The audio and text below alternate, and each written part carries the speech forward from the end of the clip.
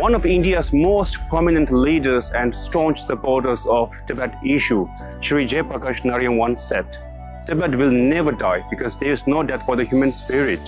Communism will never succeed because man will not be slave forever." And this is how Indian leaders looked at Tibet issue some decades ago. And in today's time, it seems that Tibet issue is fading away in the general public discourse and Indian Parliament in particular. So today I will sit down with Shri Sujit Kumarji, the member of Indian Parliament. We will discuss how important is Tibet for India. Will the government of India confer its highest civilian award, Bharat Ratna, on His Holiness the 14th Dalai Lama? So we will find out on all these issues.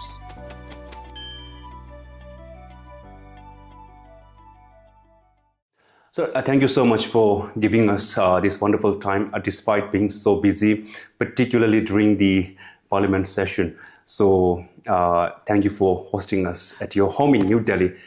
We feel very honored. Thank you, Yasiji. Thank you. Thank you. And namaskar to all your viewers. Tasidalek. Sir, I wanted to begin by asking you about a very important issue that popped up recently. So that is the Epstein file.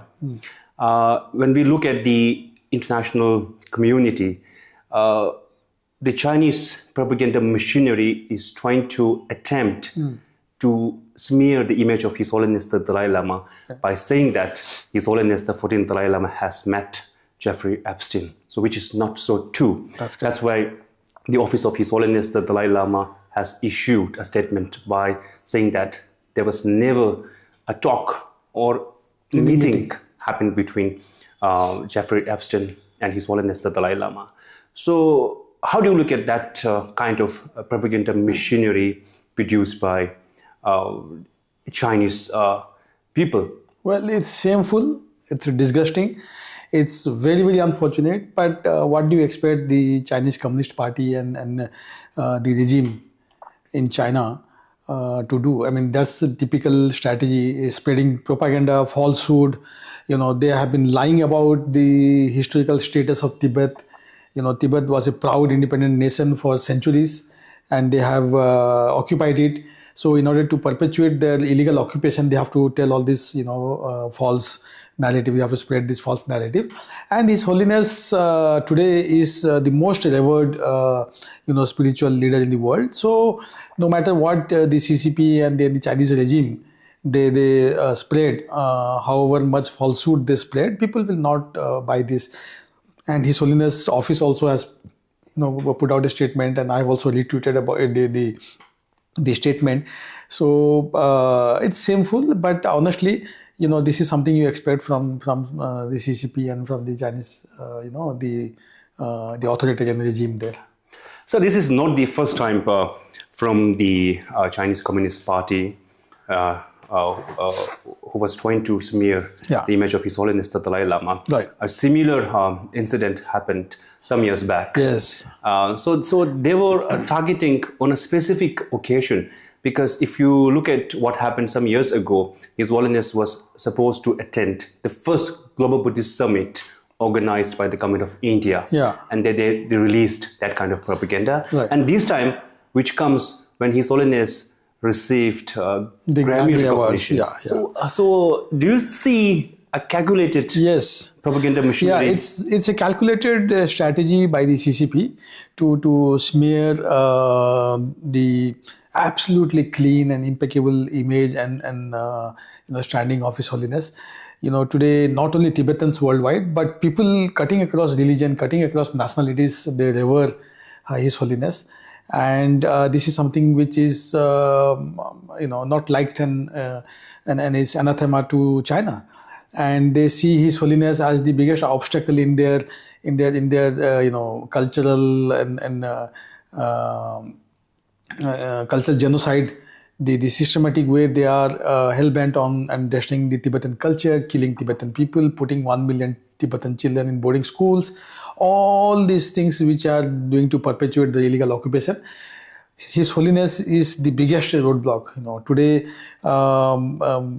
the kind of aura, the kind of reverence, the kind of respect and regards people have for His Holiness is beyond words.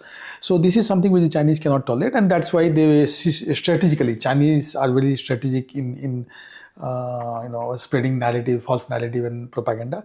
So last time also they spread this just prior to the Buddhist conference which His Holiness was supposed to attend, and now after the Grammy Award, in fact, there was an official statement also by China condemning this award. But I mean, just look at it, the extent they go to, but I think truth can never be hidden. His Holiness himself is the greatest living example of the power of truth. Okay, and we lovingly call him the living Buddha. So truth cannot be hidden. Truth cannot be kept hidden for a long time. So ultimately people get to know. And my belief is that in this process, CCP is cutting a sorry figure and is actually making itself look in a bad light. It's not His Holiness reputation or standing that is getting affected, but CCP and the China and the reputation of China itself today as a master bluffer, as a country which is known for peddling lies, that is getting established across the world. Sir, as an Indian MP, what is your advice to young Indians and the common people in India when they fall into this kind of propaganda prey? Yeah, social media has become a very, it has become a double-edged sword. It has great benefits, but it also has become a platform for peddling lies, for deepfakes, for character assassination, and for all kinds of scamsters, and so online safety, online the digital space, making a safe digital space is very important. So my advice to youngsters would be to use it responsibly. As much as it's a friend, it can also be a dangerous enemy. There is a saying that with great power comes great responsibility.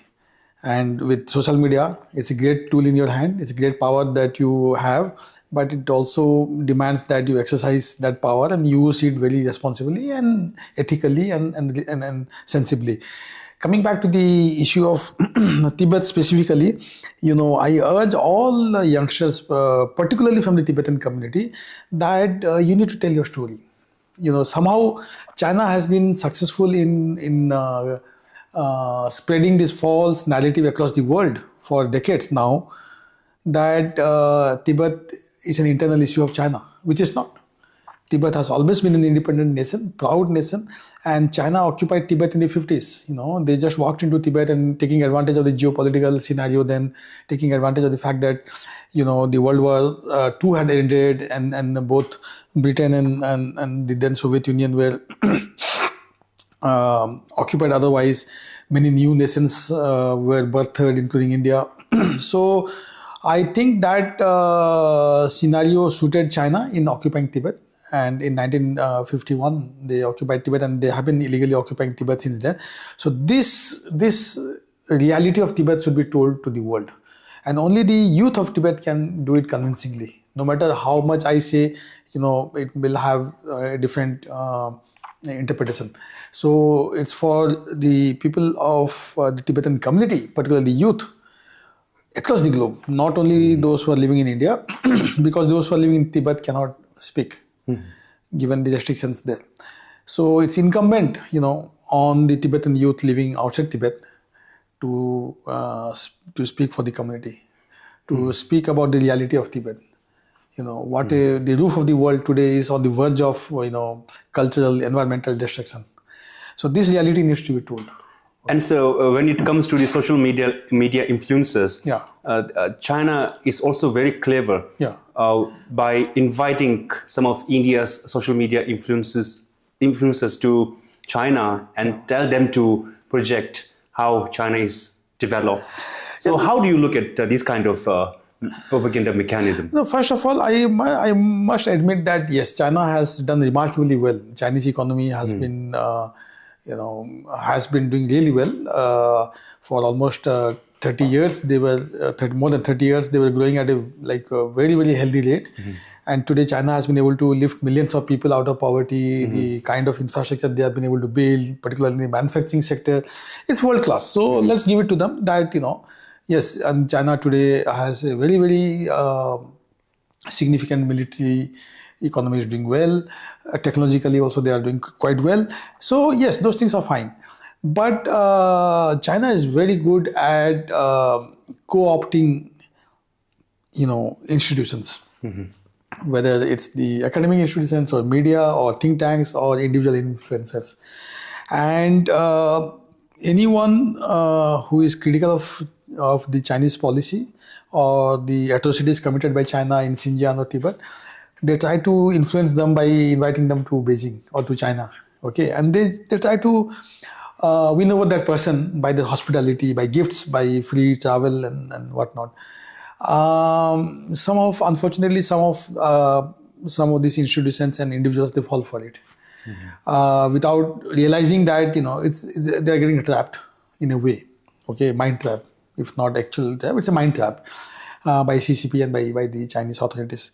I'm not saying that they shouldn't go to China. I'm not saying that they shouldn't study China. They shouldn't enjoy the hospitality of China. Yes, see, our fight is not against the Chinese people, right? Our fight is against the authoritarian regime, the CCP, which has illegally occupied Tibet, which is trying to bully other countries, which has today become, the global, the face of the global bully, and the kind of, China unleashed coronavirus on the world, and when other countries were busy fighting the virus, they then tried to invade other countries and create conflicts with other countries. So this needs to be told to the world. So you rightly said that such attempt like involving His Holiness the 14th Dalai Lama in the Epstein file by the Chinese propaganda machinery won't affect the aura of His Holiness the Dalai Lama. Not at all. You said it very rightly. Yes. So you met His Holiness the 14th Dalai Lama thrice. So how was your impression of His Holiness when you met him for the first time? Actually, I've met him more than thrice. I met him thrice in Dharamsala. In Dharamsala, yes. But I met him elsewhere multiple times. And it's beyond words. The sheer presence of His Holiness, the wisdom he emanates, and the aura around him, it's magical. You have such a strong sense of spirituality around him. You can't describe it in words. And he's childlike. Every word he speaks is so profound.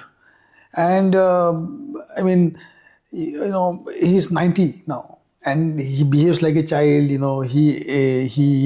can feel that excitement of a child in him, the energy, the simplicity, the innocence of a child. So this is something which you feel, personally you feel in his presence. And I've been very, very fortunate to have the opportunity to meet him many times. People across the world, they envy me actually. When I say, some of my friends, they say, we want to meet His Holiness once in our lifetime, and you have met him so many times. So that way I'm very fortunate. Honestly, I feel he's the living Buddha. You can get that aura. I would never, of course, I have not seen the Buddha, I have not met him. But we Hindus and Buddhists also, you guys also believe in reincarnation, rebirth, right? So I think, he is the embodiment of the Buddha. Sir, I'll I'll talk about the concept of reincarnation in the later part of this podcast. Okay. Now I'll try to touch upon the fourth commitment of His Holiness the Dalai Lama, that is the revival of ancient Indian wisdom. And His Holiness proudly calls himself as the son of India. Yes. So he says that his mind is nurtured by the ancient Nalanda-based traditions. So how should the government of India and her people take that seriously when His Holiness says that India has something to offer to this world? See, this is the greatness of His Holiness. He has the humility to acknowledge that the Buddhist philosophy or the traditions, the Tibetan Buddhist, I mean, the learnings have traveled from India, particularly specifically from the Nalanda school. And he has often said that India is our guru and we are India's chela. I mean, just imagine for His Holiness to say such a thing. Only a very, very grounded, very, very spiritual person, and a very humble person can say that. And this is why I believe he is one of the greatest ambassadors of ancient Indian learning and knowledge. Certainly the greatest living today, in my view. His Holiness is the greatest ambassador of Indian ancient knowledge, wisdom and learning. And this is precisely why a couple of us, some of us MPs, and people also who are not members of parliament, but established in other walks of life, we have been requesting Government of India to bestow the highest civilian honor, the Bharat Ratna, on His Holiness. Because I personally, this again, I'm speaking here in my own personal capacity. I am not speaking on behalf of my party, the Bharatiya Janata Party, or on behalf of Government of India, or on behalf of anyone else. But I think it would be a befitting tribute to His Holiness' contribution to India. And he has been living in India since 1959 as our revered, honored guest. So as much as India has given to the Tibetan community and to His Holiness, we have given asylum to His Holiness and his followers. And His Holiness has, I think, millions of times expressed gratitude to Indian people and Indian government for that hospitality and for that affection and love. Likewise, I think people in India and India as a nation has greatly benefited from the presence of the Tibetan and particularly from the presence of His Holiness. So I think this deserves consideration by Government of India. So when do you think the Government of India will confer Bharat Ratna on His Holiness the Dalai Lama, like in 5 years or in 10 years to come? So do you see that will happen? I can't see. I am not the official spokesperson of the Government of India, nor can I speak on behalf of the government. I do not know. Honestly, I do not know. I hope it happens soon. I hope. And many of us felt that the 90th anniversary, birth anniversary of His Holiness was a great time to consider this.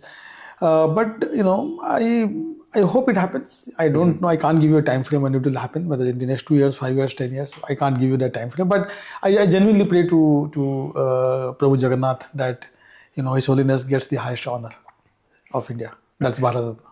Sir, if that happens, then hypothetically, what would be China's reaction? So is that the reason why it is not happening?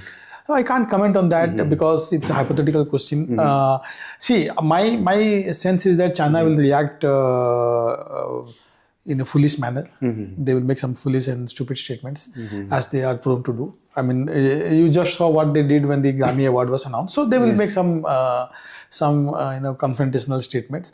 But we shouldn't bother about that. See, Government of India has taken the stand that His Holiness is his guest, is an honored guest in our country, who is a religious and spiritual leader. Okay, and we don't see him as a political leader. And also, there are restrictions on His Holiness to engage in political activities. Okay, so to that extent, I don't see why China is reacting so aggressively and violently just at the mention of His Holiness' name. Okay, so I where it hurts, as though that is precisely why they are behaving like this, and that itself proves that if they are so scared of a religious spiritual person, with the second largest army in the world, and with such a $20 trillion economy and now a technological power, if they are so scared of one religious 90-year-old man, okay, then that tells why they are so scared. That proves the point. Sir, as you discussed, a little bit about reincarnation. So in Bhagavad Gita, Yeah. I had the privilege of reading it. Right. If I'm not mistaken, the chapter 2 of verse 22 talks about reincarnation, the concept of reincarnation, Okay. which is more like a body being worn out and the soul enters into a new body. Right. So that is there, right, sir? So in Buddhism, we also have the similar notion, Right. concept of reincarnation. Now, when we look at the other side, Yeah. the Chinese Communist Party, despite being an atheist state, Yeah. they do not believe in religion at all. The very founding father, who notoriously said that religion is a poison. Yeah. And they're very much interested in the reincarnation of His Holiness the Dalai Lama. And the irony part is, sir, they don't like the current Dalai Lama, Right. but they are aiming at the 15th. So what is your... You know why it is. You already have the answer, Yasi. You know, they want to control the institution of Dalai Lama. They want to install a puppet Dalai Lama, just as the way they have installed a puppet Panchen Lama. And then through that puppet Lama, they will, tell the world that, Tibet has been historically part of China, and, for ages, for centuries, for millennia, Tibet has been part of China, and we are very happy, we are contented. Tibet is flourishing. People in Tibet are having heavenly life. So they make all these statements, come out of the mouth of this puppet Lama. So that is why they want to control the reincarnation. But His Holiness has already said that the next Dalai Lama, the 15th Dalai Lama, will be born in a free country. Okay, China is not a free country. China is an authoritarian regime. There is no free press. There is no democracy there. There is no human right there. More than 1 million Uyghurs are being, incarcerated. More than 1 million Tibetan boys and girls are in boarding school, so-called boarding school. It's actually a concentration camp. Unfortunately, the world is silent. But the next Dalai Lama will certainly be from outside China, and also from outside Tibet.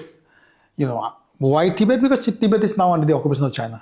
So the moment there is a reincarnation from Tibet, then automatically China will kidnap that person and the boy, and then he might get killed. Okay. Similarly, we don't know about the whereabouts of the original Panchen Lama, right? He was kidnapped in 1995. It has been more than 30 years. And youngest political, kidnappee. So, a country which does not believe in religion, okay, today is claiming the right to appoint or control the process of reincarnation. This is the most laughable thing, one can imagine.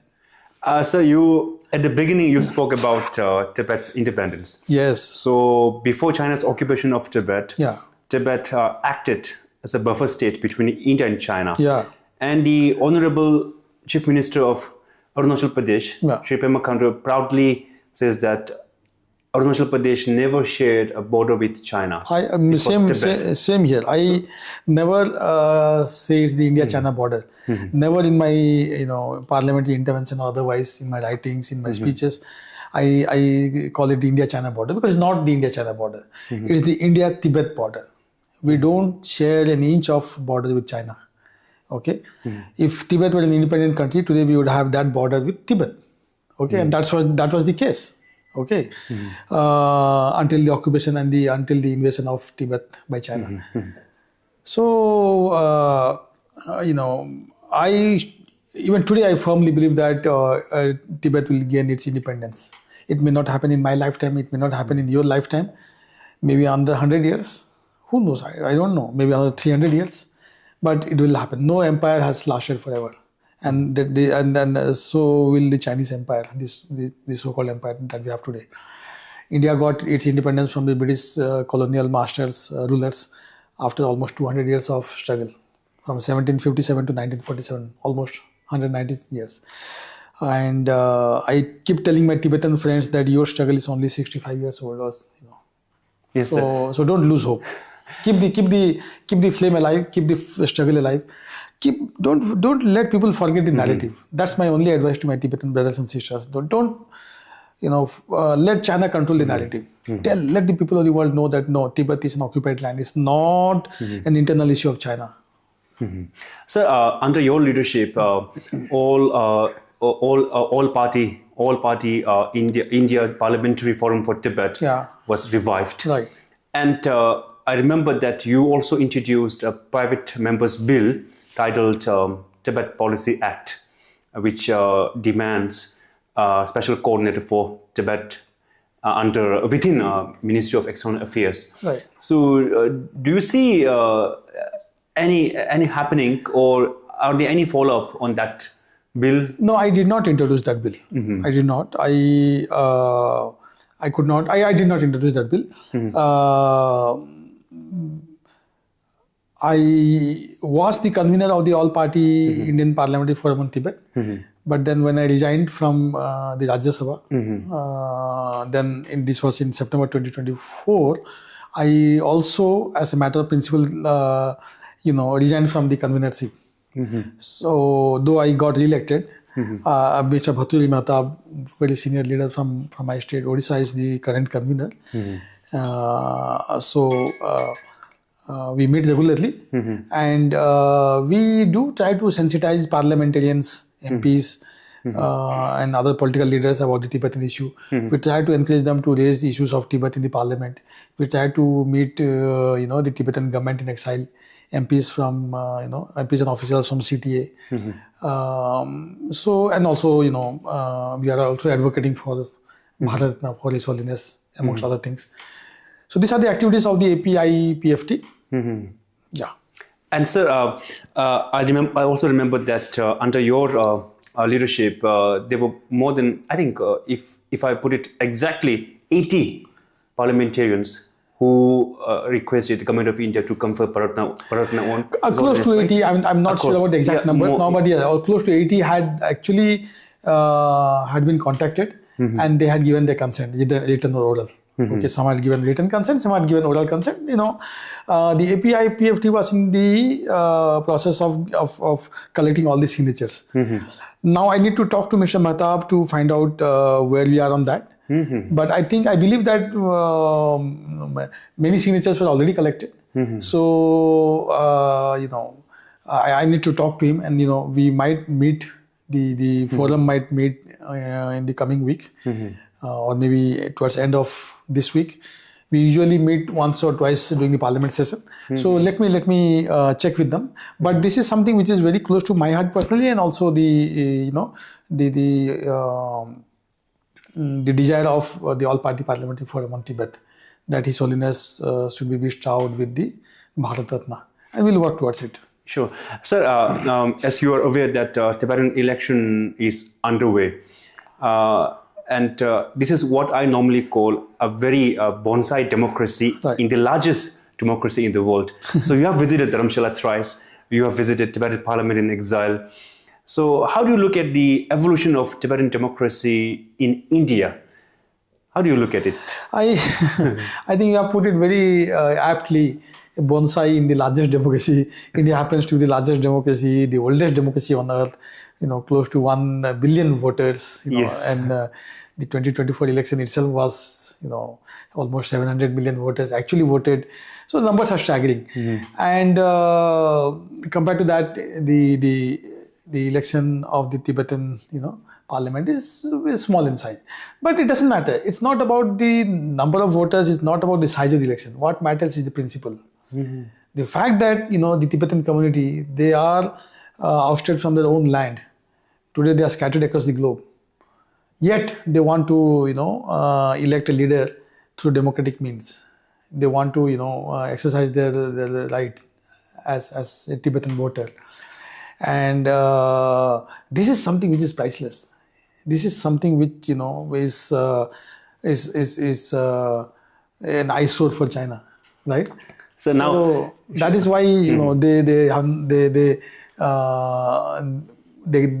will never legitimize the CTA or the Tibetan Parliament in exile.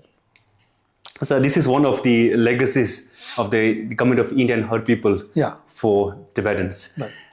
Sir, I'll come up with very short questions, and I would also expect very short answers. Oh, sure. Obviously. Sir, do you think Tibetan issue is fading away in Indian Parliament? Unfortunately, yes. I think I was looking at some of the debates of the 60s and 50s also, and thereafter. There were multiple instances of India-Tibet relationship being discussed in Indian Parliament. Unfortunately, we don't see that happening much today. I remember one honorable MP from Sikkim once spoke very passionately about Tibet. Correct. And then MPs from the northeast, particularly from Arunachal, they have been talking about it. I have spoken a few times on the Tibetan issue, but otherwise, people, MPs particularly, are not very aware of the Tibetan issue. So I think the first and foremost task is to educate our MPs, our lawmakers, MPs and MLAs, and youth of this country. So this is where I think we need to organize events, seminars in every university in India, so that the future generation, the youth of India is a youthful nation. 50% of India's population is under 25. So they need to know. Okay, otherwise they will grow up thinking that, oh, this is something concerning China, let's not bother. And so, Tibetan New Year, Losar, is falls on 18th of February. So, what is your wish for His Holiness the Dalai Lama and Tibetans in general? Well, I pray to the Almighty, to Lord Jagannath. Prabhu Jagannath is, the universal Lord from Odisha. So I pray to Prabhu Jagannath to give His Holiness a very long life, healthy life. May He keep guiding us, blessing us, and inspiring us. And I wish all my Tibetan brothers and sisters happy Tibetan New Year. Losar Tasidalek. Sir, thank you so much for speaking to us. It was a very insightful discussion. Pleasure. I'm sure our audience will definitely like it. Thank you so much for giving us this long live time. India-Tibet friendship.